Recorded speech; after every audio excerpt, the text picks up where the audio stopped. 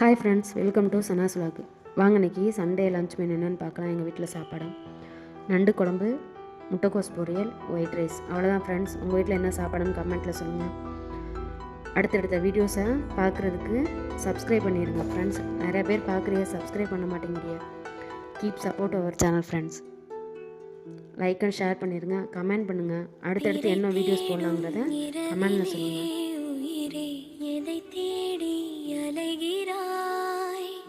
கதை சொல்ல அழைக்கிறேன் உயிரே, அன்பே நீ வா.